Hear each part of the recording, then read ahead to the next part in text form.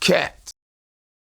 Poor Katt, man. You know, I think everybody he talked about was he had personal issues with them. I mean, I knew why. You know, prior to this whole thing with where I accidentally called this guy a crackhead, and it didn't even come from a bad place. It didn't come from nowhere bad. I'm not sure you saw the interview. Mm-hmm. Did you see the interview? Where I'm trying to remember exactly what I said. It came up very wrong, you know, because I was talking about how comedians are. I was talking about the most lovable comedian on earth. I said, I think the most lovable comedian on earth is Katt Williams. I don't give a damn how much crack y'all think he smoked. I'm not sure that's how I said it or that's how it came out, but that definitely wasn't how it was meant, you know. It wasn't meant that I call him a crackhead. I never seen this guy do crack.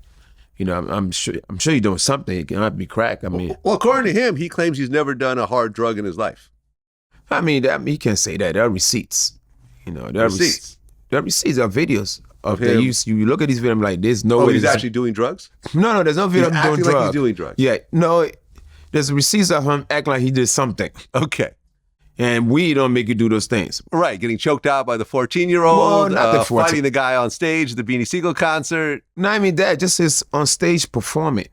It was a few years where he just went on this rampage and getting booed everywhere. You know, you said he's gotten booed in two concerts that you actually saw. That was it. It was the thing about it. You know, I remember it was about between 2010 and 12. A promoter reached out to me from his hometown. You know, I mean, he's from Dayton. Cincinnati's like 30 minutes away. Mm-hmm. And, you know, he's trying to book Katt. He said, Mike, hey, try to get me Katt. I'll have you, you know, and I'll book you on the show as well. It was, you know, like I said, 10, 12 years ago. I was probably making at that time $5,000 a show.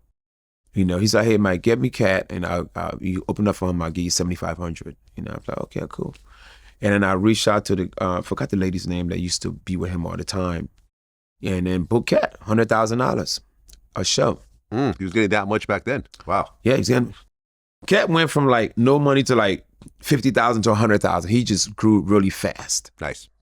You know, because he was. I mean, let's go back to the movies we did. You know, Next Friday was my big break. Yeah, and his as well. He Friday after next. He was in the next. Oh, okay. Yeah, sorry, you're right. Yeah. Next Friday was my big break. You know, I pop up on the screen as this African kid, and the thing about the funny thing about Next Friday for me was when I came on Next Friday, people have already seen me in Comic View. They already knew. You know, I did like Comic View from like 94 all the way to like I did next almost every year. Well, I skip a few years, and then I did it from like 98, 99, 2000. I was on Comic View every year. And then 2000, boom, the movie Next Friday comes out. I'm like, oh, that's the African guy from Next Friday. You know, I come out of the movie, I'm this crazy funny African character that the whole world fell in love with. So now I gotta make money as this guy. You know, Katt came out as Money Mike, pimp looking guy, and that character stuck with him. He had to be that person. Mm-hmm. And he still is. Yeah, he was that character on the Boondocks.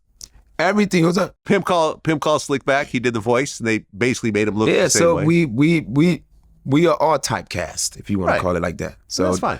You can't go talking about me being an African and I'm always been an African.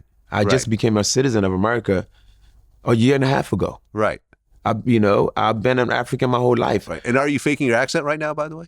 This is how I talk. The thing about he claims you have a fake African accent. The thing about it, Katt has never been to Africa. How would you know what African is supposed to speak like? You know, Africa is a continent with millions of people, different dialects, different accents. Who knows what's a real one and what's a fake one? Everybody talking a different way. But like from Liberia talk different, from Nigerians, Ghanaians have a different accent, Ethiopians, we all are different. Everybody's different in their own way. Now you get an African kid that come to America, move from Philadelphia, spend a few years in Jersey, moved from Philadelphia, lived in LA, traveled the world. Yeah, my accent gonna be all over the place. Right. You know, but the main important thing is I'm African, period. Right. So, hey, Katt never been to Africa. And I know that because he don't get on the airplanes. As far as I know, he gets on a bus almost everywhere he goes. Oh, he doesn't fly? He doesn't fly.